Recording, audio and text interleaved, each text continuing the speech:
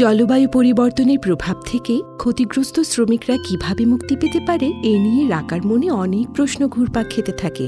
খাবার টেবিলে সে তার বাবাকে একটি প্রশ্ন করে। বাবা, জলবায়ু পরিবর্তন কারখানার শ্রমিকদের জীবনে কি কি ক্ষতি করছে? তুমি কি আমাকে একটু ভালোভাবে বুঝিয়ে বলবে? তুমি তো জানো, জলবায়ু পরিবর্তন আমাদের প্রকৃতি ও পরিবেশ, জীববৈচিত্র্য এবং মানব সমাজের উপর ক্ষতিকর প্রভাব ফেলছে।